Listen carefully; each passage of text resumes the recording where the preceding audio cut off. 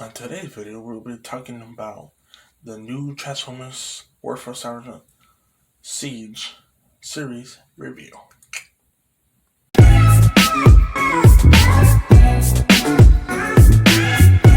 What's up, guys? It's your boy Monk Prime 100 here with a new video.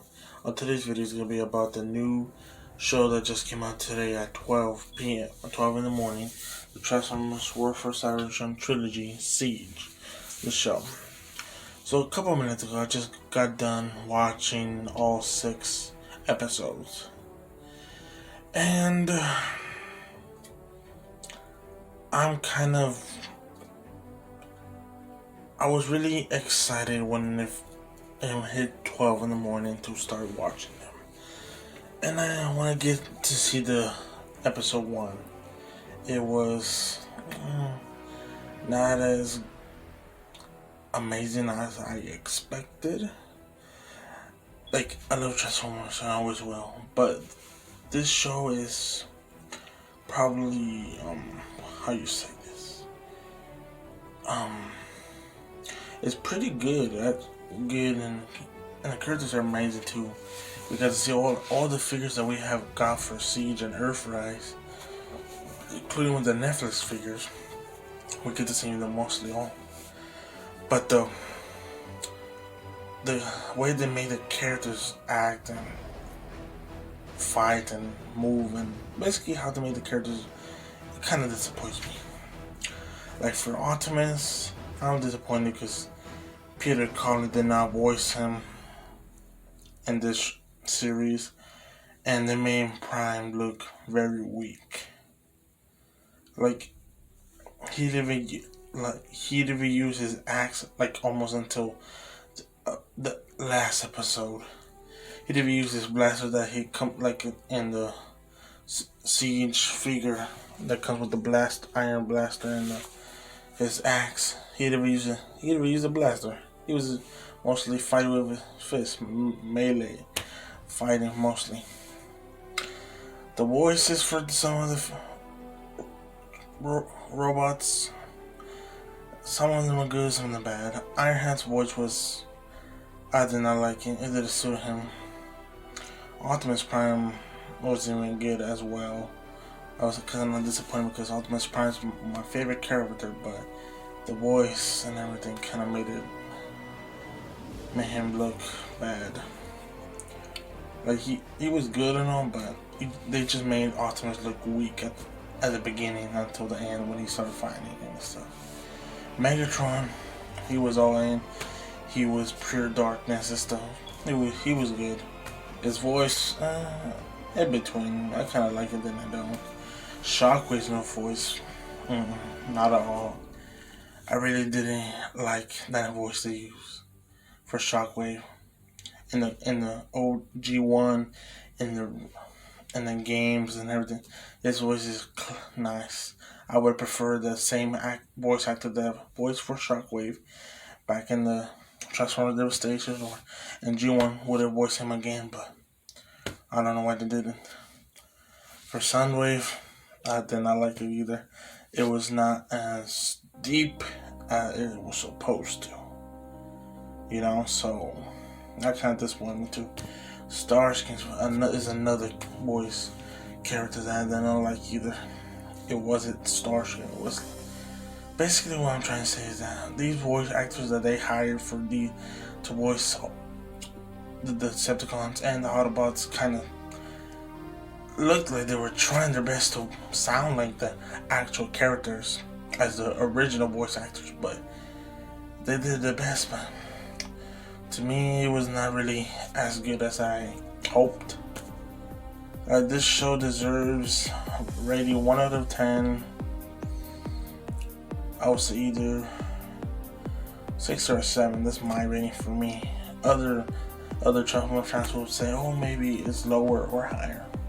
But that's my rating for me, because it's just, this show's weird. Like, we were all excited and ready to see it, and once I saw that it's in chapters, I don't like shows like that. I like shows in seasons. Like Transformers Prime had 3 seasons, and each had at least almost 36 episodes 20, if I can remember, or just 13 the max. But this one is in chapters, and it only has 6 episodes. Now we gotta wait for chapter 2 and 3 to come out, which who knows when's still gonna happen due to all this COVID-19 stuff. Yeah, I was excited at first, but then I just was kind of disappointed. Yeah, the show's good, the character's good. Leader One, Optimus, Hound, Sideswipe, Cog, Prowl, Bumblebee, Ratchet, Impactor, RC, good Autobots, Ironhide, Ultra Magnus. They were good too for Decepticons. It was mostly all the Seekers like Starscream, Thundercracker, Skyrap, the 3 Nova Store ones, and that one Pinpoister, I forgot his name. There was also Jetfire. And the last episode we get to see Omega Supreme, which is awesome. But after that, then the only Autobots who stay on Earth is just Jetfire, Cormia, Leader One, and Predator. The Autobots that died was Moonracer, she died. Some of the clones that look like Cog died as well. I thought Predator was gonna die, but he survived, which is good. Who else? Ultra Magnus died by Megatron, which was sad. But the whole storyline is kind of confusing at first, but like people will say it's better watching the whole thing and then later on trying to understand it. So it is kind of confusing, and then I get it. Like the timeline with Bumblebee and Ratchet not being part of the Autobot team is weird, because in the G1 and the Michael Bay movieverse and Travis Knight, the Bumblebee movie, and the comics, anything. If all the Transformers movies, cartoons, and series that came out before, Ratchet and Bumblebee were always in it. And this one, Bumblebee was not even an Autobot or something, and he was just a robot just doing his stuff alone. We also get to see Sound Blaster at the end too, which is pretty cool. I didn't know they were gonna put him in there. And for Ratchet, he's good what he's doing, like just trying to save any Autobots or picking up Autobot parts or what the remains of the Autobots. Yeah, they kill off some Decepticons quick too. Yeah, but what I think about the show, it's good and all, but I wish it would have done better with the voice actors. Made Prime be more as a Prime that he is, like who he acted in Transformers Prime and in the Michael Bay movies, acting like that strong. And he did, like I said, Prime looked kind of weak to me, and I never ever seen any real life action Transformers movie or cartoon Prime be like that. So yeah, these are my thoughts on the new Transformers War for Cybertron Trilogy Siege series.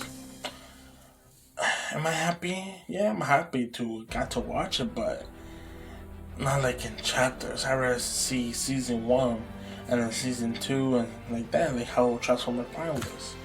That would have been better and easier, but it's not up to me, it's up to the creators who created the show. I just hope for chapter 2, chapter 3 that we see much better stuff than we saw in chapter 1. Like, it's still good. Chapter 1 is amazing. But like I said, voice actors and giving,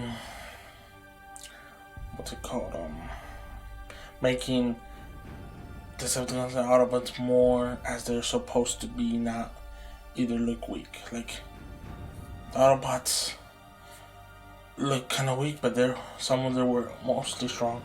Prime was like kind of weak to me, which I was disappointment. Not disappointment. Upset. I'm like, why would they make Prime like that? And other than that, it was a pretty good show.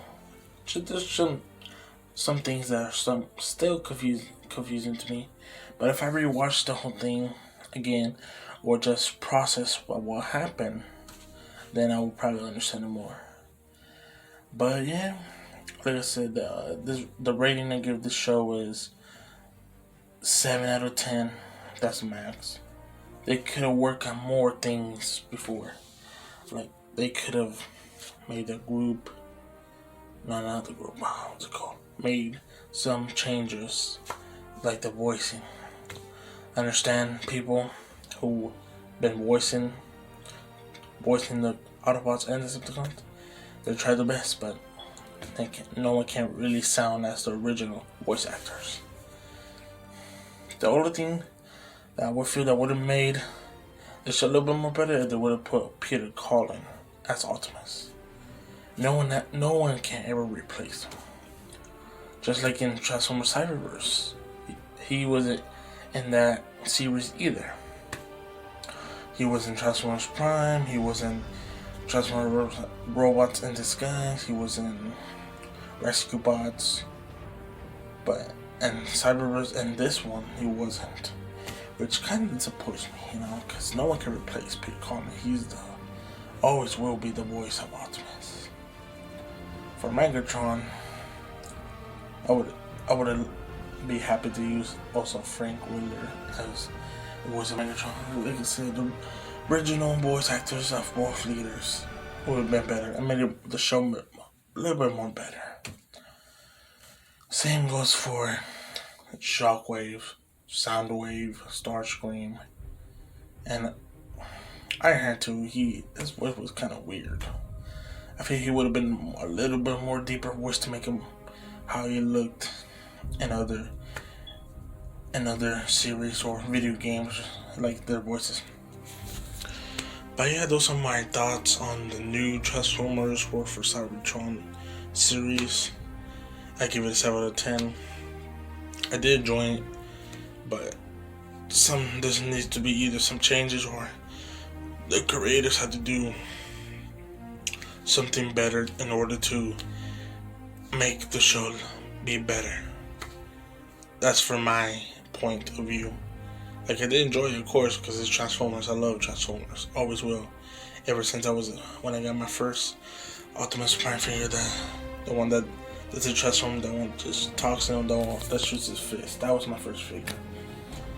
So yeah, those are my thoughts. So I hope you guys enjoyed this video of me explaining my thoughts on the new Transformers War for Cybertron. So I hope you guys enjoyed. Please leave a like. I am Mark Pro 100, and I'll see you guys in the next video.